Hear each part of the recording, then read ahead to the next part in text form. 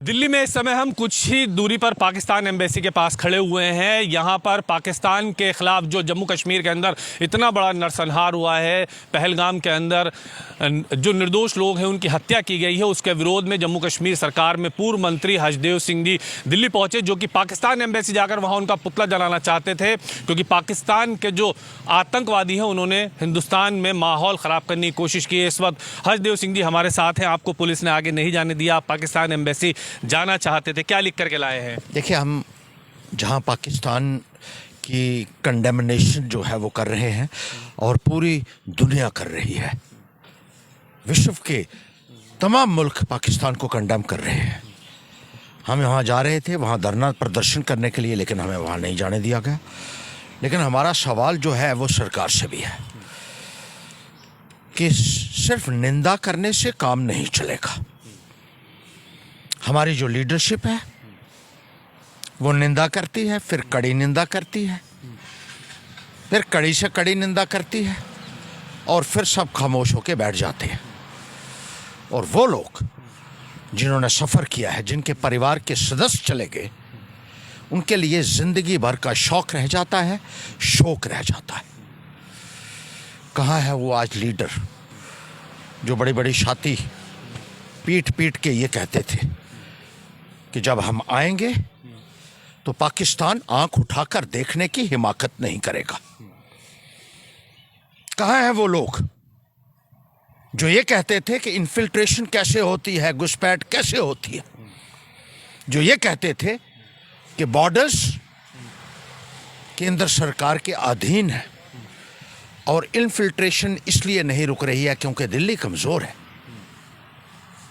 कहाँ है वो लोग जो कहते थे हम पाकिस्तान का पानी बंद कर देंगे, इंडस वाटर ट्रीटी को खारिज कर देंगे?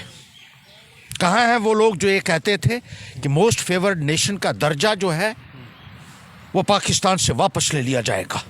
कहाँ है वो लोग जो बार बार ये कहते हैं कि अब इनको बख्शा नहीं जाएगा और कड़ी से कड़ी कार्रवाई जो है वो की जाएगी? कहाँ हैं वो लोग जो कहते थे हमने पाकिस्तान के तमाम ट्रेनिंग सेंटर मिलिटेंसी के तबाह और बर्बाद कर दिए?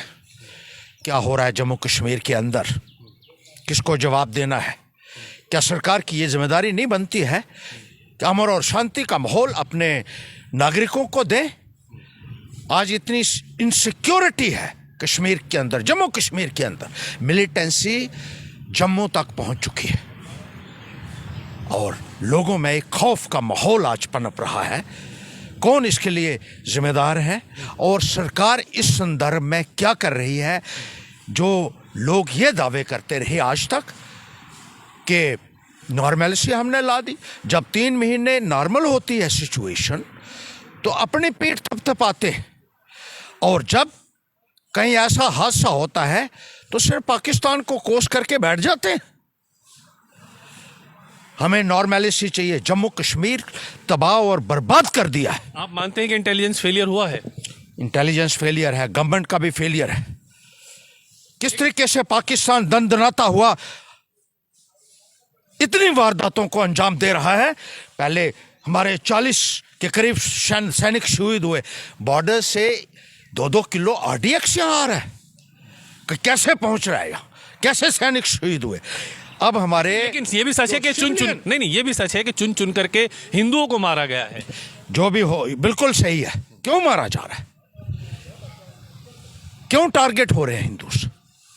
किसको जवाब देना है इस बात का? क्यों सिक्योरिटी नहीं है हमारी? क्यों हम महफूज नहीं है अपने ही देश में? किसकी जिम्मेदारी बनती है कि सेंस ऑफ सिक्योरिटी यहाँ के लोगों को प्रोवाइड करें? लेकिन वो नहीं हो पा रहा है।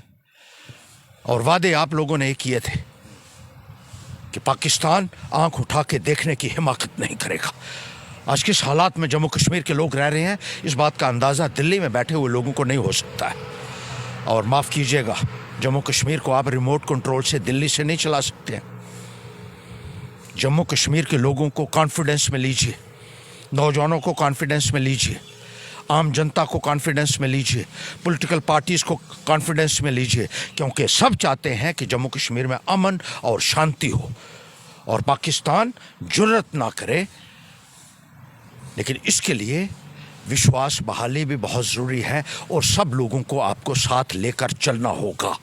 बहुत शुक्रिया सर, आपने कीमती समय दिया है। इस वक्त पूरे देश के अंदर गुस्सा और नाराज़गी है जिस तरह से ये नरसंहार किया गया है और चुन चुनकर उन लोगों को मारा गया है, उन पर्यटकों को निशाना बनाया गया है जो खास धर्म या विशेष समुदाय से हैं। वीडियो जर्नलिस्ट साजिद के साथ ताबिश कमाल, दिल्ली।